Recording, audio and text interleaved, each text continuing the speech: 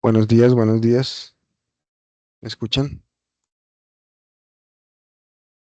Buenos días, tutor Sim. Sí, sí, se escucha. Ah, bueno, perfecto. Vamos a esperar 5 minuticos a que llegue el protagonista de la historia de hoy y ya volvemos. Bueno, ¿Listo? Bueno.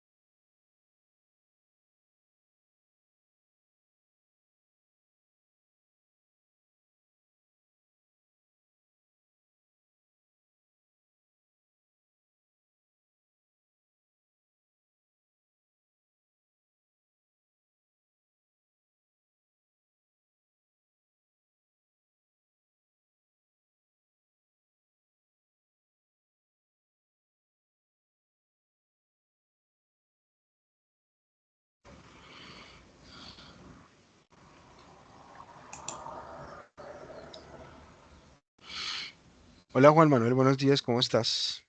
Hola, profe Juan. Bien, bien. Un poco gripado, pero bien. ¿Y cómo están todos ustedes? Qué raro, no hay más gente. Bueno, Bien, bien, bien, eso ¿cómo es va? normal. Eso es normal, no vamos a escandalizarnos. Eso, la filosofía es para pocos, y para pocas y para peques. Porque de pocas, pocas, pocos y peques. Bueno, entonces. Si quieres, Juan Manuel, demos unos 5 minutos a ver si de pronto llegan 100 personas más. Por ahí Bueno, pues, uno que se llama Juanda, creo que iba a entrar de pronto. Juan David, creo. sí, Juan David dijo que asistía, pero que no participaba porque estaba por allá en un evento en Acacías. Entonces, bueno, Juan Manuel, tú vas a compartir algo de pantalla, ¿necesitas eso? Sí, sí, profe, sí ¿Y, necesito y, eso. y tienes esas credenciales o no? No tengo credenciales. Dice, estoy inhabilitado para compartir. Dale, ya te pongo ese poder. Esto es Halloween. Este es Halloween, sí señor. ¿Usted qué, cómo va? ¿Ya disfrazó a sus hijos? ¿Hijas? Y ya, desde el 27 han estado en esas. Hijo Ay, de... pero qué complejo. eh, ¿Y tú dónde te encuentras en este momento? En mi casa, en Cali. Ah, ¿Vale? bueno. Mm. Uy, yo hace tiempo estuve por allá. Bueno, ya tiene dónde llegar ahí, a Juan Manuel le abre las puertas de su casa. El Wilder. Ah, sí. Ujú. Hay muchas cosas interesantes por allá en Cali. Pues Hay, por lo de la COP, aunque han habido como eventos complejos, por ejemplo, el hecho de que no haya donde albergar a la gente, entonces técnicamente han tenido que quedarse la Comisión Africana en moteles, por ejemplo, es una crónica ahí. Y lo otro es que se está sirviendo en el Valle del Pacífico, que es como un salón de eventos, pues comida más comercial que acorde con el evento, ¿no? allá, Pollo, crepes, wraps, entonces la gente está como allá, escandalizada, ¿no? allá hay cosas de... qué pena. Allá hay cosas de África, de eso, de algo de aquello, algún contacto con las personas de allá o Pues cómo ellos es. viajaron, ¿no? Como la COP es un evento mundial, donde en teoría se establecen como acuerdos eh, judiciales y donde se comprometen las partes, pues siempre viajan bastantes de la delegación africana, de distintos países, pues, pues no es que, pues sí, uno los ve por ahí, ¿no? Comprando en el éxito, pues para uno son normales, ¿no? Hasta que hablan. Claro, Sí, es sí, he que visto eso, eso es que es muy también. difícil. Tendrían que, ¿qué? Ponerlos en un planeta diferente a este. Claro, claro, claro. Porque cómo, o hacer el evento en una aldea. Porque Por cómo. ejemplo, habían unos en el éxito que habían comprado como algo y estaban quejándose de por qué no los dejaba como salir, ¿no? Y resulta que no estaba como tal, ¿cómo se llama eso? Como que no habían facturado lo que tenían que llevarse, pues, algo que no tenían que llevarse, pues. Entonces eso, pues, significa una barrera porque ellos hablan en inglés y pues se saben que la gente del éxito es gente muy técnica, ¿no? Entonces, mira, tienen un problema grande en Cali. ¿Cómo le decimos que no han facturado tal cosa y no se la pueden llevar? Y entonces era con el traductor a la mano con el celular, ¿no? De esos traductores que hablan en vivo, pues, que traducen. Entonces, otro mundo. ¿Y tú has ido al evento ese? Sí, estuve en algo de bienestar animal, en la Santiago, y algo el otro día en un evento también en la San Martín. Precisamente eso, y también han condicionado como acondicionado la plaza, ¿cómo se llama eso? La plaza del centro de la ciudad, donde queda la catedral y toda la vuelta, con militares y policías pues, para como proyectar sobre los edificios en la noche videos y llevan música, pues Buenísimo. eso He es lo que visto han que, hecho. he visto que en Cali se practican algunos cultos muy, muy interesantes también que tienen que ver con la tradición pues africana y una parte cubana. La Sí, santería, Cali. por ejemplo, el palo, Ujú. específicamente, palo mayombe. Sí, Cali es... Santería. ¿Ya hizo santería, Juan Manuel? No, ¿Ya no, hizo, ya hizo vudú? es que ¿Ah? vudú. No, no, no llegaba a ese máximo nivel místico, Ah, pero para allá vamos. para Con allá Wilder, vamos sobre como todo, parte de las cosas. sobre todo con Wilder, vamos para allá. Ah, sí, el hombre está pronosticando hacia eso, al poetizar de la santería. Mejor dicho, ni una canción de Richie Ray y Bobby Cruz. ¿Sí o no? Sí, Ri- total, no. Hay mucha música de Richie. Si a usted le gusta la salsa, le tiene que gustar, ¿no? Pues es un presupuesto, bro. A mí la Presupuesto. Melodías para salsa... todos. En Cali Pero, todavía hay mucho Elías, prejuicio con la cuestión, ¿no? ¿qué le De a gusta quién le gusta y a a Juan quién no. Manuel? Si a usted le Dime. gusta Bach, Me gustaba, sí, claro. Claro, cada momento tiene su música. ah, Tocata and Fugue. Sí, sí, sí. bueno, bien, yo creo que estamos todos los que somos y somos todos los que estamos. Entonces, pues, bueno, compañeros, muchas gracias por asistir nuevamente a este encuentro alrededor de la fenomenología de Merleau-Ponty. Agradecemos profundamente su interés, manteniéndose todavía en pie de lucha en el semillero. Hoy nos acompaña Juan Manuel Hernández como relator de uno de los textos que se propuso en el programa de lecturas alrededor de Merleau-Ponty. Hoy empezamos pues con Fenomenología y Humanismo, un libro que edita Prometeo Libros y que es como una compilación de textos de Merleau-Ponty alrededor de justamente la fenomenología, Husserl, las ciencias humanas, ¿no? Y pues también es otro de los textos laterales que hemos estado como estudiando de Merleau-Ponty, buscando en él, digamos, unas relaciones más amplias con el mundo de la vida, ¿no?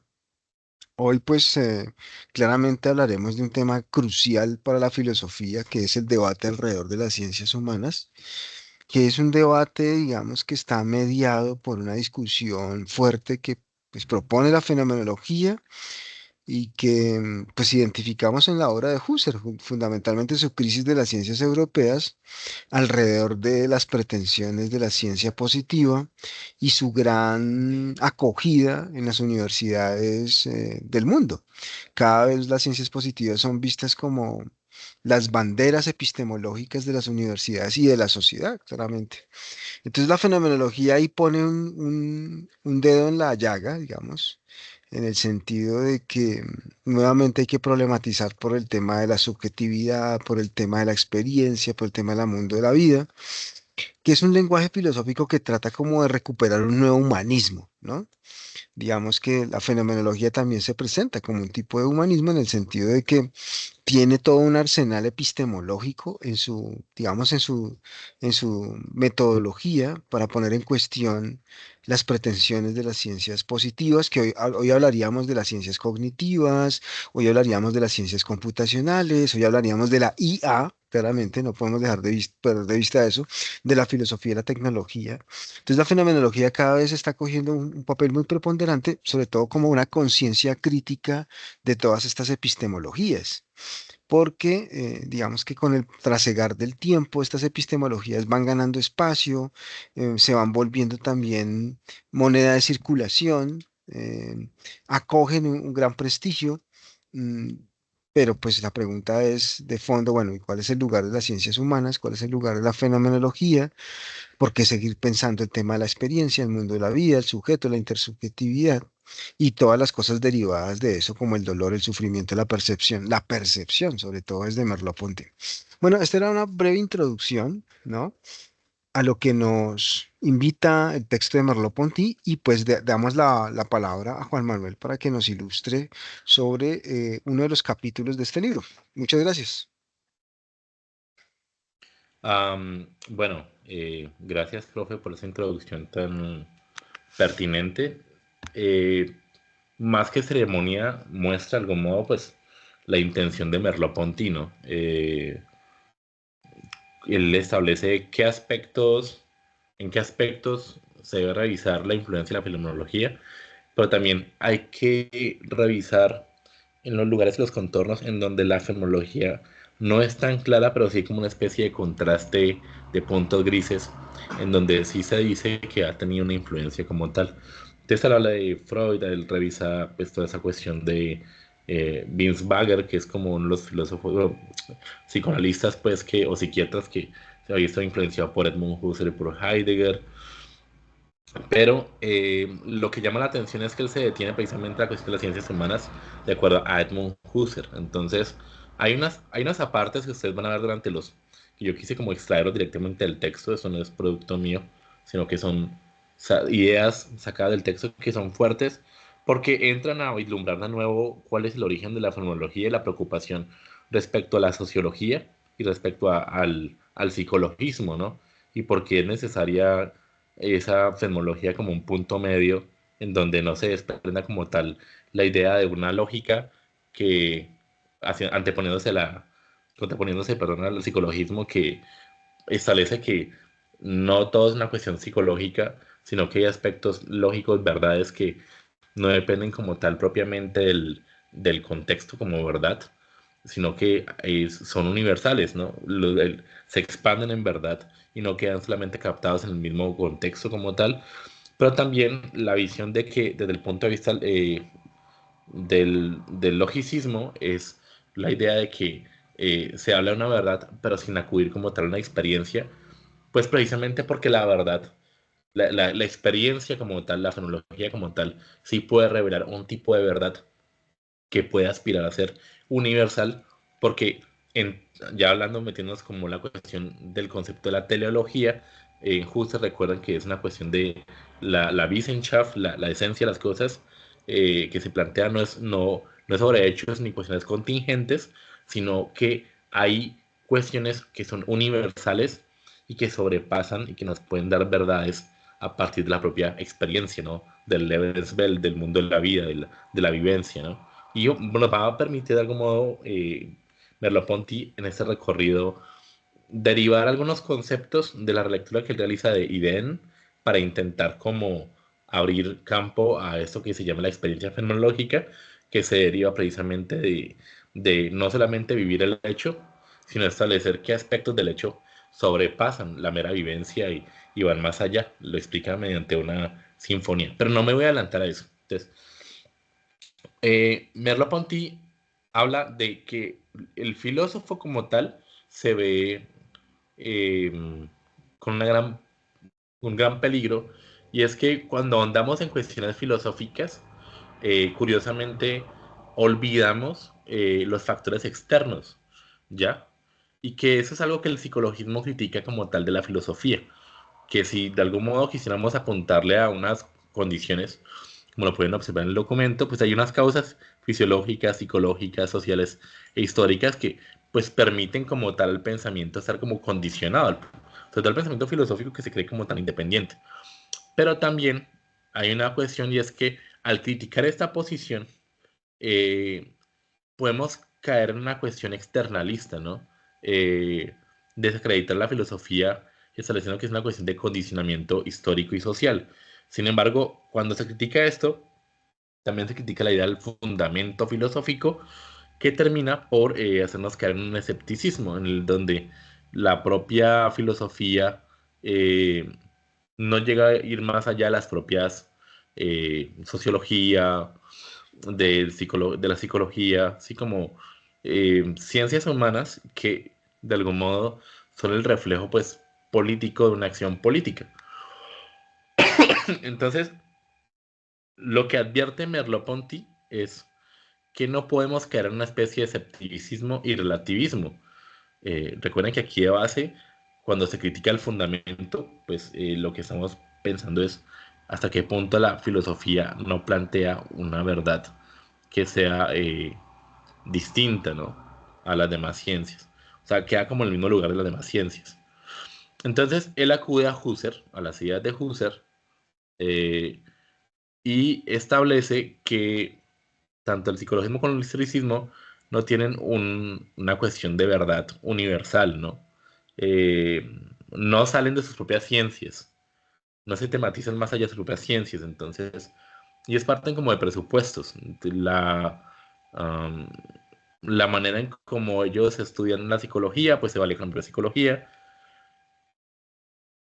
Eso lo lleva a que debemos plantear, recuerden que las investigaciones lógicas hay una preocupación porque sea la propia lógica la que establezca un orden de estas experiencias, y muy al modo de Hegel, lo que intenta plantear es esa ciencia, la experiencia, pero que la propia experiencia sea la que ordene de algún modo ese estudio, esas vivencias, ¿ya? Entonces, la filosofía debe surgir del flujo de la experiencia y reconocer qué es lo que se ignora en cada una de esas ciencias, como lo decía el profe Vallen, en el tiempo y en el espacio y en lo que le atañe como tal a esa visión.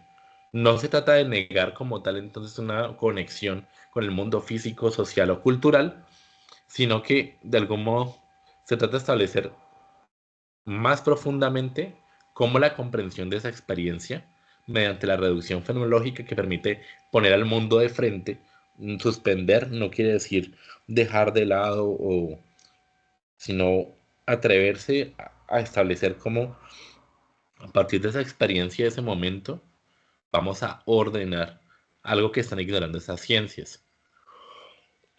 Entonces, el filósofo debe considerar que la vida y la posibilidad de la realidad debe explorar como tal eh, la capacidad de observar las experiencias sin relativizar las cosas, sin dejar de lado la experiencia, pero también al tiempo de quitarle la posibilidad de que no digan que algo es universal. Eh, Esto muestra entonces que cuando, por ejemplo, se cae en el logicismo, se cae en una cuestión de una experiencia en la que se atañe a hechos, si vamos, por ejemplo, a la biología, pero se deja de lado como tal al sujeto, ¿no? Caemos en a ese conjunto, a esa suma de experiencias. pero el sujeto queda desdibujado en cómo lo vive, ¿no? Entonces, lo que debe considerar es dirigirse al mundo de la vida para reflexionar sin desconectarse de ese mundo, pero eh, estableciendo que la reflexión debe partir de ese mundo de la vida que es no visible. Entonces, lo que me llama muchísimo la atención es esta visión del concepto de experiencia que se logra mediante la reducción fenomenológica, y es que es la cuestión de, acordémonos un poco, de pronto lo han leído en distintos autores, la cuestión de cómo vivimos el tiempo, ¿sí? Cómo vivimos el tiempo de manera física, cómo lo vivimos de manera social, cómo lo vivimos de manera psicológica, porque lo que tenemos es que cuando suspendemos el juicio y ponemos la experiencia como tal ante nosotros, nos damos cuenta que quitándole contingencias, quitándole aspectos que son solamente hechos contingentes como tal, vamos a dar con un reconocer una temporalidad que no estaba a la vista. Entonces, esa es la experiencia que ofrece la fenomenología, ¿sí? Que se puede experimentar el tiempo eh, y establecer que puede surgir de allí una verdad eh, que sea válida para todos los tiempos, ¿ya? Pero es a partir de la propia experiencia. Entonces, la lógica es establecer esas leyes universales, pero por eso la fenomenología es más positiva que el mismo positivismo, porque intenta de algún modo establecer el cómo se justifican estas,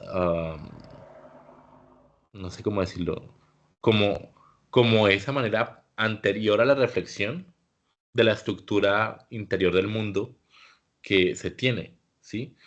Entonces, Husserl no pretende de algún modo desconocer como tal las leyes del pensamiento, pero sí pretende hacerlas coextensivas con el ser. Sí pretende que esas leyes puedan hablar de cómo se es algo, ¿sí? Por algo Heidegger hablaba de el énfasis no está en el qué, sino en el cómo. El pensamiento entonces debe alinearse en el sentido de que se tiene que pensar todo a partir de la experiencia y la vivencia y de cómo radicalmente esta experiencia fenomenológica nos rompe de algún modo con esta idea que tenemos de conceptos y nos dice que debemos pensarlo a partir del propio pensamiento. ¿Sí? La reflexión fenomenológica es más meditativa y no espera anclarse a partir de cuestiones externas. Entonces, aquí hay algo que yo observo, y él está leyendo a Husserl respecto a esa cuestión de la reducción fenomenológica, pero también va anclando esa cuestión que nos ha ido hablando el profesor Juan Valle, y es la génesis de la fenomenología y hasta qué punto podemos dar con condicionamientos sociales que determinan, porque la fenomenología no deja de lado la conexión. Recordemos que siempre va a ser coextensiva. Entonces, por ejemplo, nos habla de pensar a Dios como una experiencia de mundo no presente, igual que la experiencia humana, ¿no? Reflejando cómo es incompleta la percepción. Eh, entonces, el positivismo fenomenológico rechaza la idea de fundamentar racionalmente y lógicamente algo, pero también no deja de lado como tal esta reflexión y cae en un sinsentido, sino que abre la pregunta, la interrogación, por la necesidad de cómo reformular a partir de la experiencia principios lógicos. O sea, no dejan de lado las cosas, creo que es como un punto de muchos matices y lo que hace esa filosofía muy difícil. Porque Husserl, según como explica Merleau-Ponty, eh, establece de algún modo que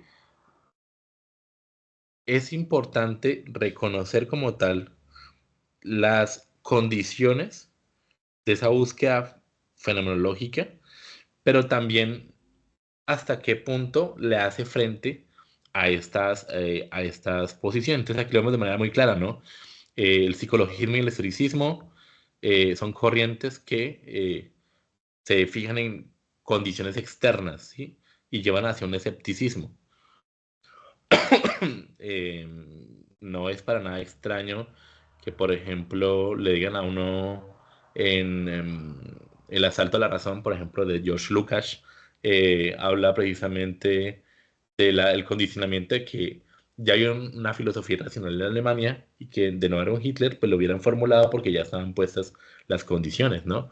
Caemos en ese tipo de afirmaciones. O desde el punto de vista psicologista, que es lo que después otros pensadores tipo Deleuze van a terminar diciendo que es hasta qué punto todo el problema social decae justamente en el individuo, que es en el antiedipo, ¿no? Eh, si ese tipo tiene un problema social, el problema no es que no haya empleo, no, no, no, no, no, el problema no es que no haya oportunidad, no, el problema es que ese tipo tuvo una situación compleja en su vida y asume los retos así. Entonces, ¿cómo encierran de algún modo todo el problema social dentro de la cuestión de la madre y el padre, la cuestión en la casa? Entonces, noten que hay unas diferencias, incluso en Freud, de lectura del problema, ¿ya? La cuestión del logicismo, el acceso a la verdad, no tiene por qué pasar necesariamente por la experiencia.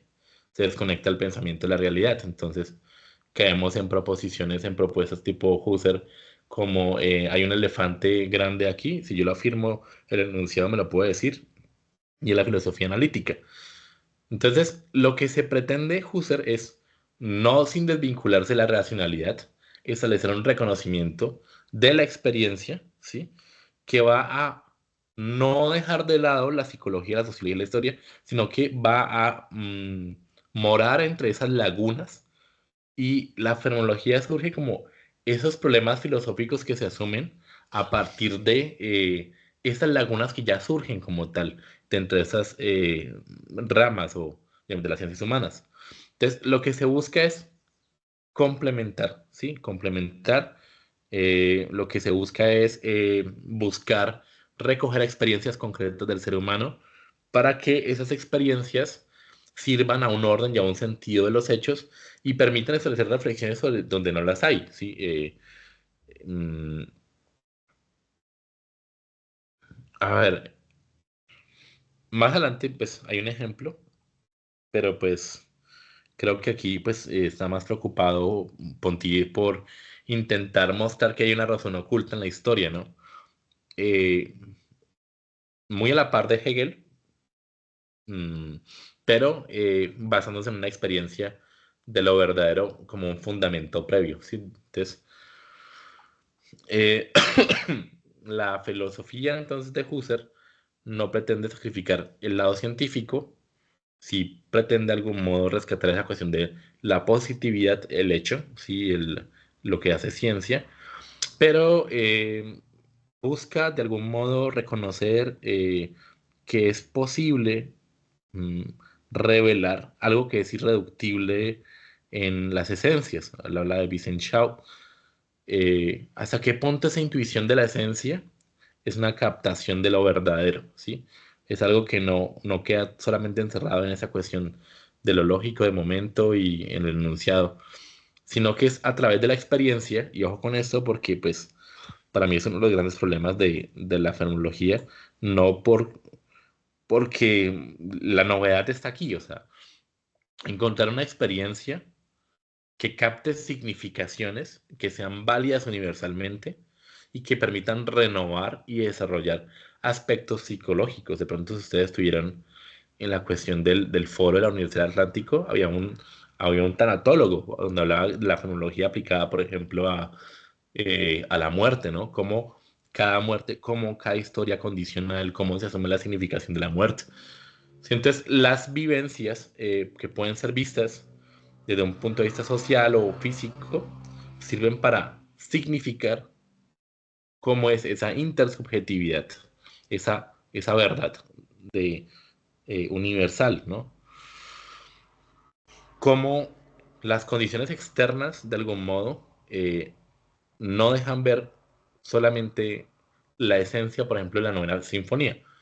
Mm, Voy a dejar este en pausa y voy a leerles el ejemplo completo porque creo que es precioso cuando caen en las descripciones e intenta explicar. Entonces, no se pretende separar de algún modo lo que se vive de la experiencia, ¿sí? Se pretende es que los objetos intencionados en un análisis eitético, o sea, de revelar las esencias tal como lo que se me presenta, revele la manera en cómo están conectados los hechos. Y creo que eso es algo muy bello porque hay un texto que se llama ¿Por qué la Tierra no se mueve? No me acuerdo, profe Ballén. La Tierra no se mueve, de Edmund Sí, Husserl, de Husserl, sí, sí. La Tierra no se donde mueve, sí, señor. muestra invirtiendo la cuestión copernicana, tratando de explicar por qué la Tierra se mueve, ¿no? Desde el punto de vista de si viviéramos en una involución copernicana. Entonces, la visión que se tiene entonces, por ejemplo, de ese ejemplo es que la interpretación que se tiene no es mística, sino que es a partir de la vida cotidiana, pero que mediante la experiencia se permite distinguir entre lo que se ha vivido y el sentido que se deriva de él, ¿sí? Recuerden, es el qué, no el cómo. Entonces, el cómo encontrar un camino intermedio entre el psicologismo y el logicismo es lo que es la primera parte, esta propuesta de Ponti, y cómo la Wittgenstein permite captar la esencia a través de experiencias vividas. Él lo referencia, no lo desarrolla. Yo supongo que en el resto del libro lo irá a desarrollar, porque esto es muy complejo en explicarlo.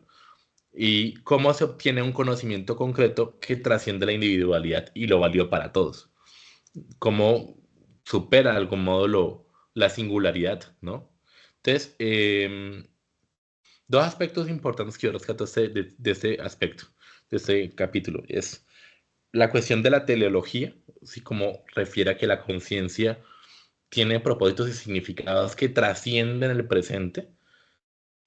Aún hoy seguimos hablando del cuerpo según Merleau-Ponty, aún hoy seguimos hablando del tiempo según Heidegger, o aún hoy seguimos hablando de la manera como la fenomenología. Hoy lo vi, por ejemplo, ahorita que me preguntaba Wilde, yo estuve una experiencia de laboratorio se llama hominosis, homiótica, algo así, de la Javeriana.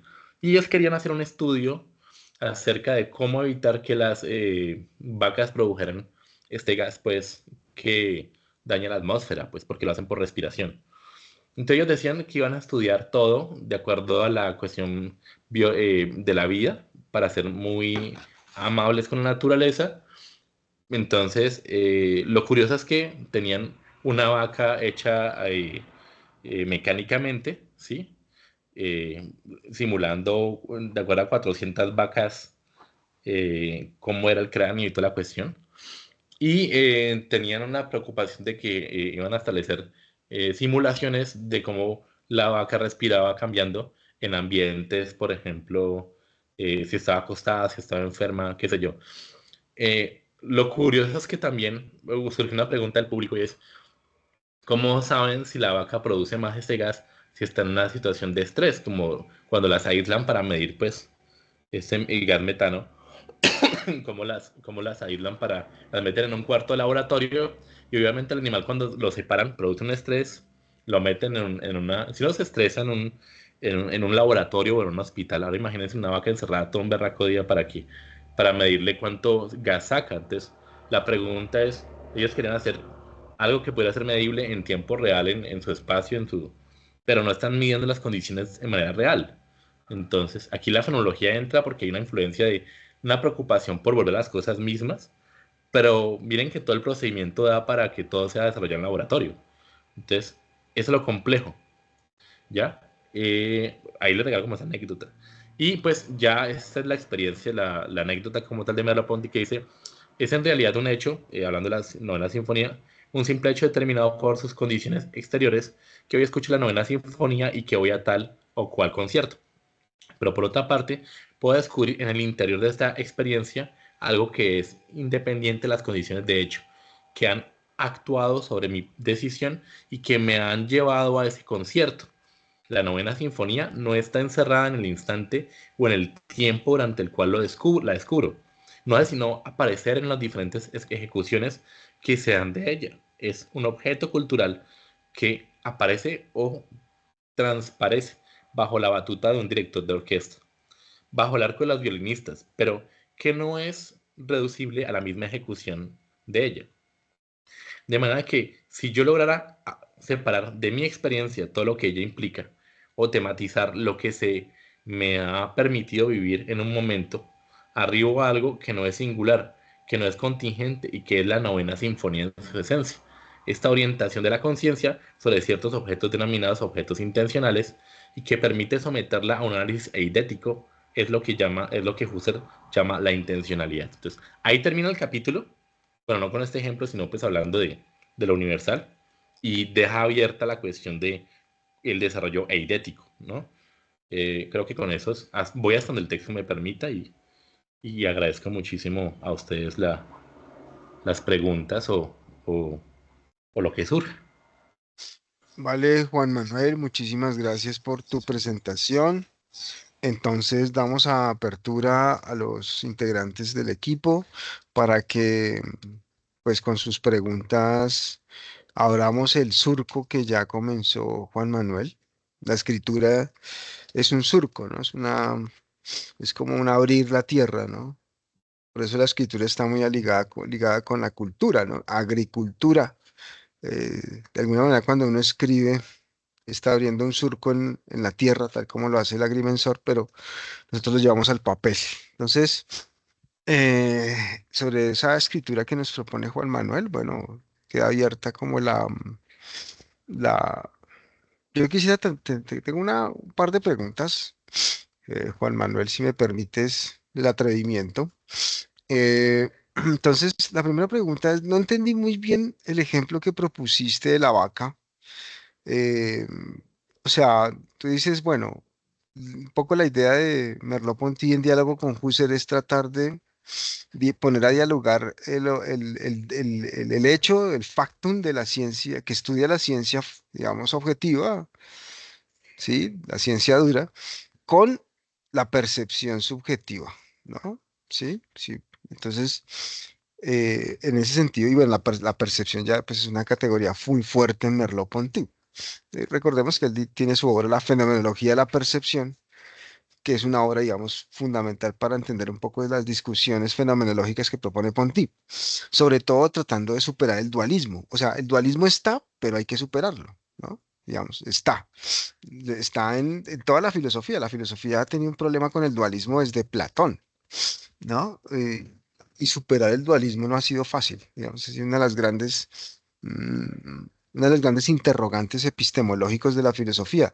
Y la fenomenología de alguna manera se propuso superar el dualismo también. O sea, la fenomenología descubre el dualismo, pero piensa que el dualismo puede ser superado de una forma distinta.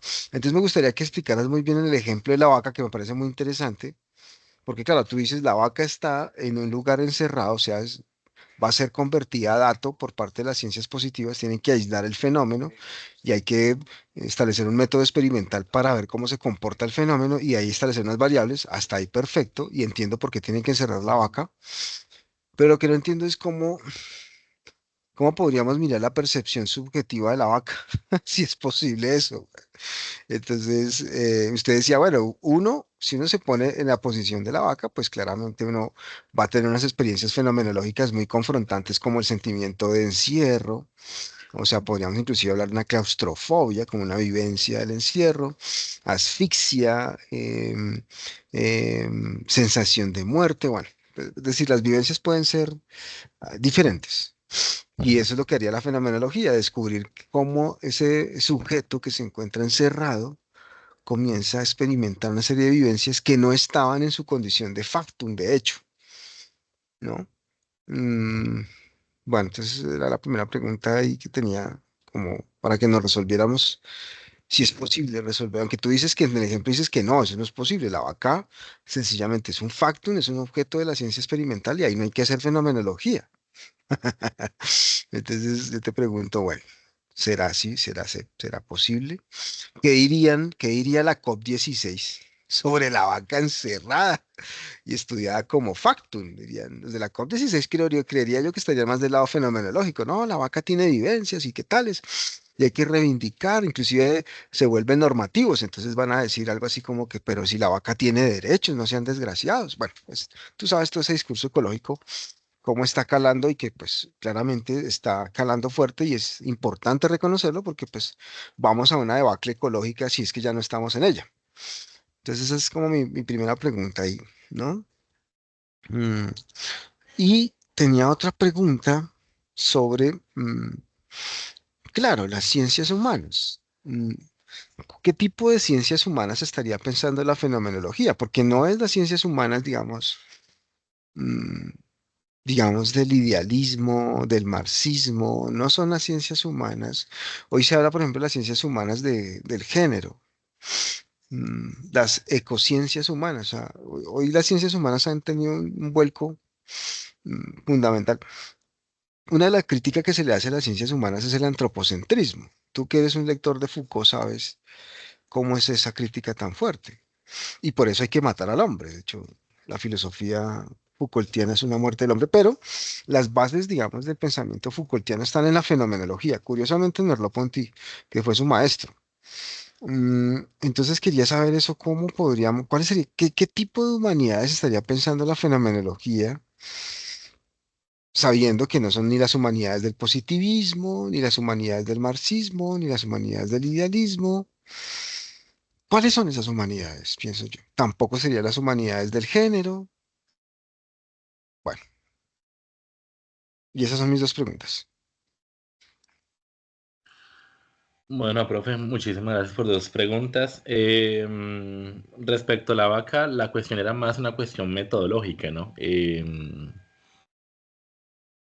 Es difícil que la primera premisa de esos investigadores del Centro de Investigaciones Iómicas, yo me acuerdo el nombre de la Mariana, sea investigar mm, a las vacas de manera amigable en su ambiente y la primera entrada sea una vaca mecánica, ¿sí me entiendes? Entonces, llama mucho la atención que a pesar de tener una premisa fenomenológica, entren a operar como científicos, ¿sí? Con estadísticas, midiendo insuflaciones, em, con una vaca mecánica para todavía no estresar a la vaca real. Entonces, la pregunta es de dónde surge, pues, los datos, ¿no? Finalmente. Y lo otro es que llamaba muchísimo la atención que no había como una, porque la persona que preguntó, pues preguntó respecto a cómo no habían tenido, por ejemplo, la, como la asesoría de un veterinario, ¿sí? O de alguien de bienestar animal, ¿no? Precisamente era una experiencia de la COP. Entonces, cuando hablamos en términos fenológicos, claro, está la cuestión de reivindicar a la vaca en sus vivencias, en todas, como ser sintiente y capaz de derechos. Pero está la cuestión de lo que se nos vende en esta cuestión del método científico que plantea ser objetivo, pero que finalmente no considera muchas vivencias como tal. No considera aspectos que pueden afectar como tal el estudio, sino que simplemente buscan es el dato bruto y ya, en esa cuestión. Y la otra cuestión, en cómo se piensa la humanidad, las ciencias humanas desde la fenomenología, yo diría que es un aspecto de destrucción de las ciencias humanas, porque no estamos hablando precisamente, como le decías bien, de Foucault. Las ciencias humanas para Foucault se establecieron a partir de la construcción de lo que se consideró que era el hombre y cómo entraba en esa cuestión de lo moderno, ¿sí? Entonces, a partir de la ilustración de Kant, establecemos que la ciencia humana, pero para establecer qué conocimiento medible le extraemos médicamente al hombre. Entonces, ahí aparece la confrontación con las ciencias humanas que terminan siendo antropológicas, pues porque pues precisamente caen en ese paradigma de que todo conocimiento que se establece es a partir de lo que ha dicho el medioevo acerca del hombre, la cuestión de la separación del cuerpo y el alma, la cuestión del sujeto-objeto, en donde el sujeto cartesiano es el que privilegia de algún modo esa lectura de lo que se debe alcanzar hacia el mundo, este conocimiento, pero pienso que la experiencia de las ciencias humanas de la fenología abre de algún modo aspectos como menos categoriales y más vivenciales, que son los que terminan invisibilizándose a la luz de estas posiciones de no, es que usted es un profesor de ciencias humanas, nos van a una clase de ética y a partir de allí la ética es esto y la ética es lo otro, ¿no? Y se dejan de mirar de algún modo aspectos como los que yo compartí en el grupo, ¿no? Cómo es la ética fenomenológicamente de personas que han sido desplazadas, ¿no? Entonces, la propia experiencia de la fenología termina por enriquecer, desdibujar o recoger aspectos que las propias ciencias humanas como que no se atienen, son muy rígidas por su objeto de conocimiento y no tematizan, sino que dan por presupuesto como si sus experiencias fueran fijas y atemporales.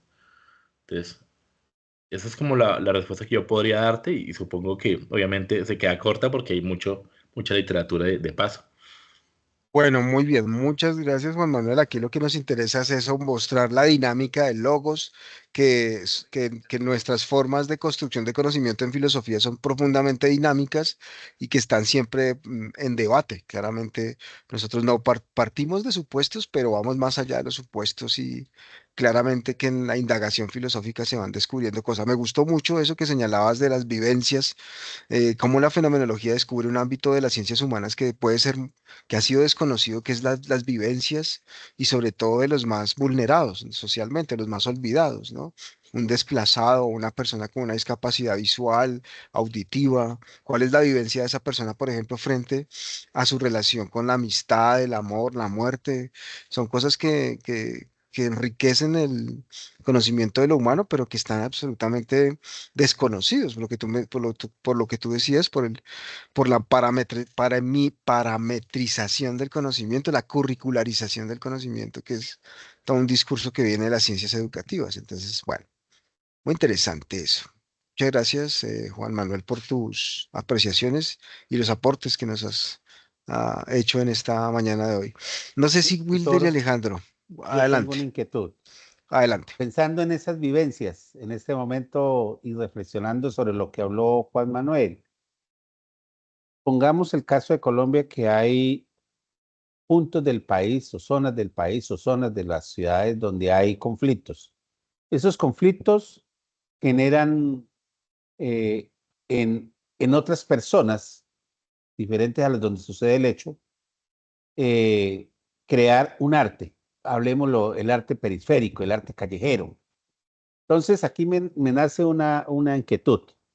Vamos a tener dos mundos: el mundo de la vida, donde se suceden los hechos, y tenemos el mundo del arte que captura eso, porque ese arte callejero, a pesar de que se hace en las cosas de la cotidianidad, está embebido en el mundo del arte. Y hay personas que hacen esa visualización. ¿Cómo podemos, de acuerdo a lo que planteó Juan Manuel, cómo podemos relacionar y qué, qué experiencia podemos desarrollar fenomenológicamente con relación a estos dos mundos? Porque tenemos tres partes: el mundo del arte, el mundo de la vida y las personas que sufren ese conflicto, esas vivencias diarias de, de incomprensión. No sé si eh, está correcto mi apreciación o...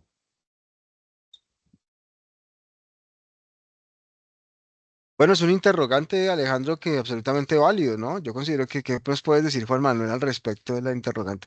Claro, hay toda una fenomenología de la violencia, digamos, podemos hacerlo, podemos pensarlo desde ahí, ¿no?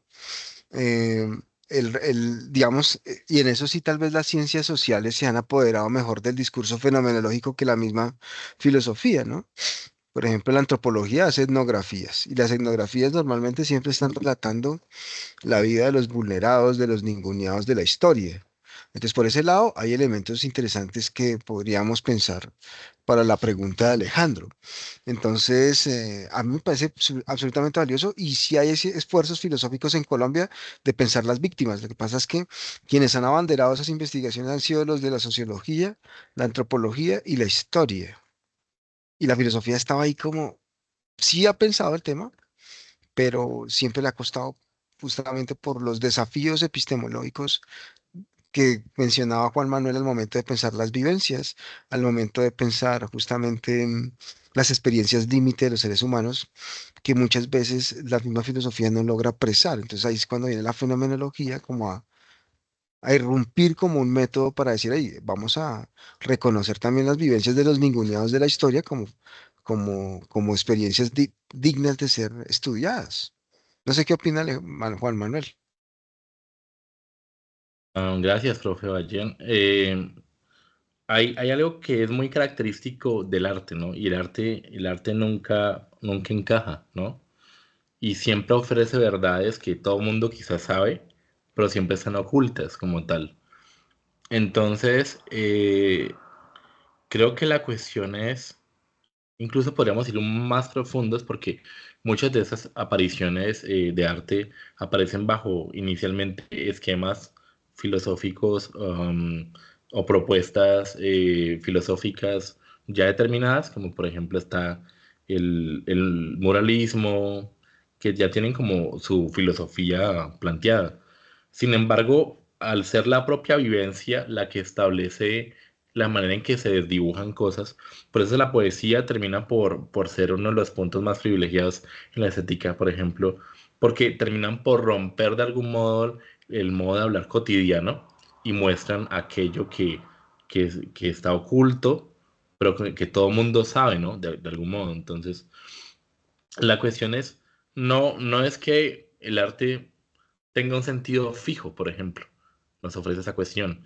Y la cuestión de hasta qué punto el arte revela aspectos que siempre están en pugna, ¿no? Que muestran vivencias en choque, en contradicción, que muchas veces se intentan uniformar bajo movimientos y lecturas que se tienen, ¿no? Siempre es el comentario, ¿no? Eh, yo creo que la cuestión con el arte, ya siendo más cercano a la verdad del arte, la estética de Gadamer, que es quien de algún modo le pone como un camino a esto, es hasta qué punto ofrece una verdad de lo humano, ¿no? Y creo que en eso se actualizan muchos sentidos, como lo decía Merleau-Ponty, no es solamente la vivencia, es el cómo se da la vivencia, es qué es la red de significatividad y hasta qué punto ese aspecto de lo significativo termina mostrando aspectos que deben romper y confrontar constantemente. El arte nunca deja de confrontar. Entonces, en esa medida, creo que hay una fenomenología que nunca busca quedarse solamente en el rigor del concepto, sino que constantemente al repensarse siempre están rompiendo con otros esquemas. Es como yo lo podría dar una respuesta a Alejandro. Muchas gracias, Juan Manuel, y muchas gracias a Alejandro por su interesante pregunta. No sé si Wilder quiere hacer algún interrogante para finalizar. Sí, sí, sí, sí. Bueno, yo en ese caso me pareció curioso un detalle que es el de el tiempo, ¿no? Entonces, en ese caso, todo lo que ya vemos está regido por el tiempo, desde nuestro físico hasta las vivencias en sí, lo que vemos en la naturaleza, por ejemplo. Entonces es interesante que plantearon también de ahí, de lo que vi, que se planteó cómo un individuo puede, digamos, situarse en un lugar y, y dejar, digamos, que el mundo de la vida sin ningún tipo de contingencia, sin ningún tipo de juicio, eh, se, se pare ante él, por ejemplo. Entonces, contemplar un lugar solamente por ver qué ocurre, cómo digamos, ocurre la manifestación del tiempo en ese fenómeno que se está viviendo, que se está contemplando, y de alguna manera no tratar de, no se busca intervenir el ambiente, el fenómeno en sí, sino que la persona se abre ante la percepción de ese fenómeno como tal, como digamos, qué sé yo, ponerse en un bosque a contemplar cómo se dan sus procesos naturales, sin necesidad de uno emitir ningún juicio y otro pues sin esperar que algo suceda o no suceda. Entonces, ese tipo de contemplación permite de algún modo la, el captar de ese fenómeno natural ya de un modo, pues, no mucho más profundo ni avanzado, pero sí, digamos, en lo que se puede contemplar respecto a los sentidos, ¿no? Entonces me pareció curioso eso, de situarse en un lugar y permitir simplemente que el fenómeno se transparencie, se comunique con la persona que lo contempla. Eso fue lo que me pareció también curioso.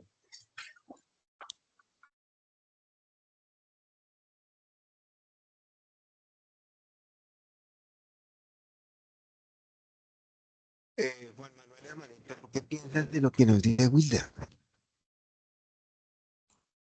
Bueno, yo creo que eso es algo que todos tenemos día a día, ¿no? Am, pues Merleau-Ponty presenta el inicio, porque supongo que lo va a desarrollar el resto del libro, de la reducción fenomenológica, ¿no? Y creo que uno muchas veces parte de presupuestos, ¿no? Incluso con la pareja de uno, ¿sí? O conociendo a una nueva persona. Eh, Muchas veces lo que actúa son nuestras historias, nuestros condicionamientos, nuestras miradas externas, pero cuando por un segundo decidimos, voy a observar lo que tengo aquí, por ejemplo, el profesor Julio César decía, uno puede mirar una manzana, ¿no? Y corre el riesgo de creer que está completa, pero si no le da la vuelta, puede que esté podrida o que ya sido mordida, ¿no? Entonces, como abrirse a ese momento de la inmediatez, que me permite como actualizar los sentidos de lo que estoy viendo, y luego establecer a partir de esa vivencia. La fenología tiene algo que decía el texto que me pareció muy llamativo y es que es una coexistencia con el ser, ¿sí? Es coextensivo con el ser. Siempre estamos en situación y a nosotros siempre se nos ha dicho desde el colegio, bueno, desde como en sí, que el método científico era imparcial porque uno no se metía allí y que era imparcial porque uno no se veía, que no tenía por qué ponerle nada, ¿no? Al aspecto. Y finalmente, uno en la frenología siempre estás en situación, por eso hay intuiciones como tal, que permiten poner en situación como de algún modo se presentan los objetos y es precisamente el sujeto y su experiencia lo que reivindica de algún modo esa lectura en red, ¿no? Del tiempo, que termina por irrigar de algún modo esta posibilidad de ver el tiempo más allá de la hora, un horario que tengo que cumplir, un foro que tengo que montar, sino de lo que significa realmente, como cuando estamos extrañando mucho a una persona y queremos un nevado con ella, y uno, ahí te das cuenta de, o sea, la manera más curiosa de explicar la fenología es cuando uno se le daña el carro, ¿no? Y es todas las relaciones, o se le queda el celular, todas las relaciones que implica el haber dejado el celular o que se haya dañado el carro, todo lo que me implica hacer y que estaba ahí puesto, pero que en una posición obvia yo no podía ver como tal. Entonces, ver que las cosas son más complejas de los que uno las ve inicialmente, todo lo que implica. Y creo que eso es un punto que queda abierto, ¿no? Porque, pues, eh, todavía hay fenología incluso que actúa en zigzag, ¿no? Yo no sé de eso, lo llegué a escuchar de los franceses, pero sí creo que de algún modo eh, muestra una visión del tiempo que no estaba suscrita a la cuestión más allá de los acontecimientos o esperar que se revele como tal el espíritu absoluto en la historia, como que la gente cobre de algún modo una conciencia de lo que ya tiene, ¿no?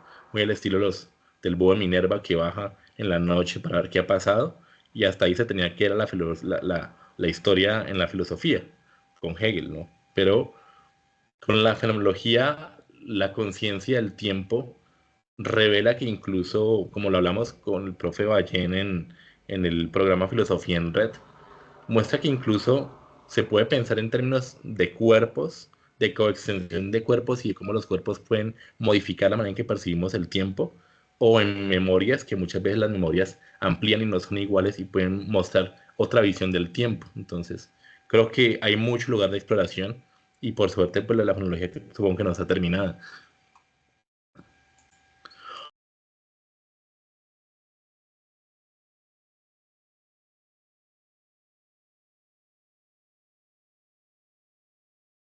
Muy bien, compañeros. Entonces, muchas gracias por la reflexión, por este espacio de análisis y de pensarnos la fenomenología desde Merleau-Ponty. Quedamos atentos la próxima semana, seguramente seguiremos con actividades.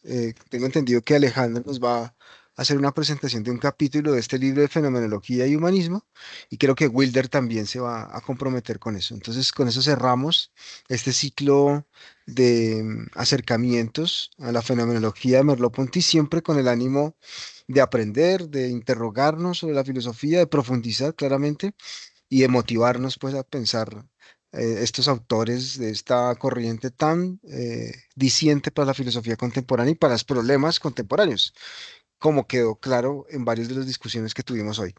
Un abrazo grato para todos, Juan Manuel, agradecerte profundamente por tu convencimiento de que esto sigue teniendo sentido. A Wilder y Alejandro, que seguramente también piensan lo mismo. Un abrazo grande, cuídense. Muchas gracias. Sí, gracias, Chao. hasta luego. Muchas gracias, profe.